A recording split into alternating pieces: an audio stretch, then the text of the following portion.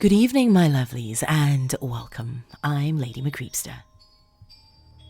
Thank you for joining me once again, my dears. This evening we have a tale from Creepypasta Wiki by author Akecalo. Before we begin though, I'd like to thank my dog family on Patreon for their continuous support. It is you that helps keep this channel and podcast going, so my gratitude is immense. Family members such as Dawn Fritzwater, Melissa Perez, Honey Santiago, Oliver Dace, L. Andrew Augustus, Dana Fringer, Stephen Aguilera, Tay the Fluth, Jacob Schaefer, Bill Thornsley, and everyone listed in the description below. If you too would like to help support this channel and podcast, like these wonderful ghouls, go to patreon.com/LadyMcCreepster for more information. For now though, my dears, it is time. So come now, my dears, lean in closer, and we'll begin.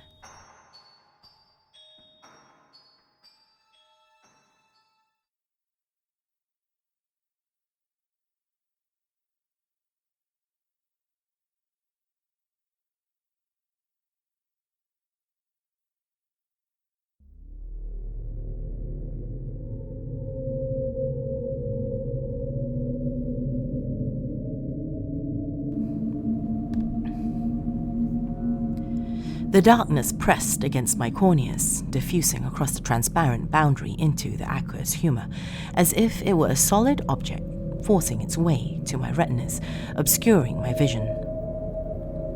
The distant creaks of the old house lent a menacing atmosphere to the blackness permeating the almost silent rooms, the almost footsteps complementing the almost forms of the dark. As the sleep fell away from me, the looming tenebrosity receded and the house took on a less perturbing aspect. The creaks were just creaks. The shadows in the corners of the room were just the places that the dim light from the power extension cable near the bed didn't reach. At first, I wasn't sure what had awoken me. Could it have been a stray creak as the house settled, as it often did at night? Or the wind's breath stronger than usual against the window? Perhaps the ignition of the boiler as it prepared the day's hot water. My ears strained into the darkness, alert for the faint sounds marring the smooth surface of the silence, lapping at the edges of my perception. The nothing continued to impose its blankness upon my senses until I noticed the tightness of my bladder. Rising from my bed, without turning on the light to avoid waking the other inhabitants of the house, I made my way to the bedroom door. The handle was stiff. The spring groaned as it was compressed by the turn of the handle. The lower edge of the door swooshed across the carpet, lightly brushing the ends of my toes as it passed, the breadth of a hair from causing harm. Carefully closing the door behind me to ensure that it would not slam as it swung to, I turned to face the dark silence of the house. I crossed the landing, the carpet cool against the soles of my feet, the fibers compressing audibly beneath my steps. There were no lights downstairs. Nobody was awake. Passing the head of the stairs, I continued to the bathroom door, using the faint light shining in from the street through the small window in the front door. The bathroom door closed and bolted behind me. I relieved my turgid bladder. As I did so, a nagging feeling began to subtly gnaw at the back of my mind. A feeling of disquiet began to grow at the base of my skull and slowly flowed down my spine, glacially to engulf my limbs as I washed my hands and prepared to return to my bed. Approaching the bathroom door, the tendrils of ice in my limbs tightened, and for a moment, I found myself unable to move as the horror unfurled its dark wings and wrapped them tightly around my body. I shook off the apprehension and, unlocking the door, opened it. I started back along the landing towards my bedroom door. With each step towards the head of the stairs, the dread took more of my composure. Stopping at the stairs, frozen with the creeping fingers of anxiety clutching at me, something caught the corner of my eye. Something was wrong. My gaze, drawn inexorably towards the bottom of the stairs, alighted upon an outline that should not have been there. Steeped in darkness, a deeper shadow stood by the front door at the bottom of the stairs. At first, I questioned whether I could see anything there at all. Was it nothing more than a deeper shadow amongst the shadows? My eyes toiled to draw form from darkness, to detect the slightest movement that would indicate that what I could see was there. No movement disturbed the dark manifestation, but from within the shadow, shrouding the face of that tall, lean figure, came the imitation of a gaze so alien and intense as to freeze the blood in my veins. Held there, I felt the tendrils of cold reaching for me from below, the invisible icy grasp inching towards me with unknown intent. Wrenching myself free, I threw myself away from the apparition. Racing to the bedroom door, I wrenched it open, bolted into the room and closed it behind me with a resonant bang, unable to rid my mind of what I had seen. Diving beneath the covers, I bunched them over my head, the horror that I felt making every creak a footstep on the stair, every gust of wind a breath outside my door, and did not sleep. I spent the next day in a daze. No mention was made of the event of the night before. All the while, a feeling of doom loomed over me, the foreboding in the creature caught by a trap, anticipating the return of the hunter. Passing the place that I had seen the apparition, the cold once again caressed me, reaching for me from the gloom of the memory of the previous night. As I went to bed that night, the darkness was close around me, even while the light was on. The fear crept under the blankets with me, the constant companion of the night. Awakened, my eyes flew open in the darkness. The fear pressed around my supine form. Moving to turn on the light, I refrained. Light would inform the being that I was awake, aware. I lay without light, in certainty that the thing had returned, was even now approaching. I crept to the door, my hand on the handle, the cold seeping into my palm. Turning the handle, the groan of the spring loud in the silence, I peeked around the edge of the door.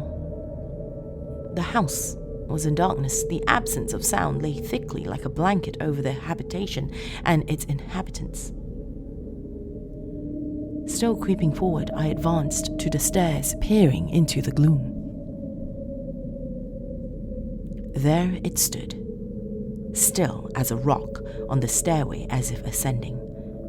No arm reached for the banister from that ghastly silhouette, no breath of air stirred.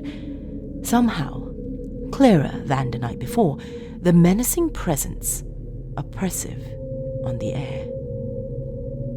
The cold once more reached for me, the gaze as heavy as iron. The tall form stood immobile as I was immobilized, the invisible grasp reaching out across the distance that separated me from the presence in the darkness. The blackness extended its grip towards me, inky fingers of terror, enfolding me within their dark embrace. I don't remember how I got back to my bed that night, but I awoke the next morning with the sheets clutched in my cramped and locked fingers. The terror never left me that day. The memory of the darkness unrolling front of horror to brush my spine. I now knew that the apparition would return once more, that it would continue its nightmarish approach. To what end, I could not say. As I passed the spot in which the figure had reposed, the warmth seemed to leave my flesh, the coherence my mind. The rising darkness overwhelmed me, and I momentarily forgot what I was about. Dragging my awareness back to the present, I moved onwards, but I felt that a part of me was still there, frozen in a pool of remembered darkness, diffusing forward from the lonely silence of the previous night. I tried to tell my family of the encounter with the uncanny entity, but could not. The words froze on my paralyzed tongue, my frame a silent prison for my screaming mind. The night came quickly, my dragging steps speeding me towards the inevitable brush with the unknown. Retiring to my bed, I awaited the oncoming horror. I did not sleep, the creeping terror forcing my eyes to remain open in anticipation of the expected arrival.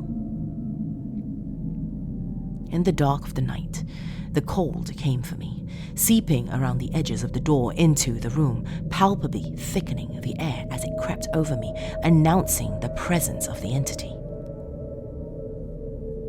Almost rooted to the spot, I nevertheless was able to peel myself from my sweat-soaked bed and stumble reluctantly to the bedroom door.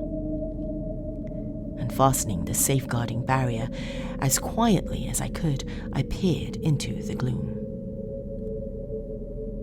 The light that gleamed faintly up the stairway from the front door made a dim outline on the wall, illuminating the light switch on the landing.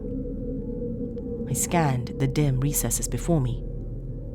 In a pool of shadow across from me, I saw it. Standing on the landing opposite my door, the tall, dark outline of the dreadful being, seemingly composed of darkness. I strove to make out the shape I beheld against the surrounding gloom. The spare form towered over me, the details of its anatomy concealed by the shroud of a cloak or coat. The face was more deeply shadowed by a cowl or hat.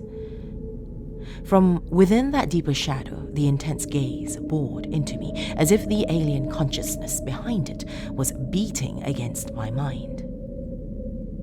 I thought to shout, to wake the other inhabitants of the house, but knew it would be futile. They would not awaken. I wanted to scream at the being, demand to know who it was, what it wanted, but the sounds died in my throat, the clutch of the invisible grip tightening around me. I slammed the door, cutting off the monstrous gaze, and retreated into my room. I typed this hurriedly in the hope that I can post it before the entity intrudes upon my isolation. Perhaps to seek help, although I believe that there is no hope of that. I suppose that I really just hope that someone will read this missive and know what happened to me. And so, as I sit here, the darkness bleeding into the room around the closed door, I know that there is not long to wait before I finally learn the intent of the entity which has been haunting my nights. I can almost feel the glare burning into the heavy wood of the door that separates us, hear the creaks of the old house that could be leisurely scrapes of nails or perhaps claws knocking at the surface of that same door. So I wait.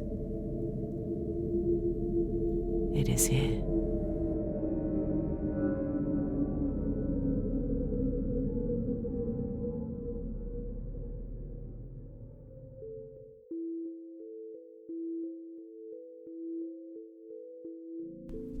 Thank you for joining me this evening, my dears.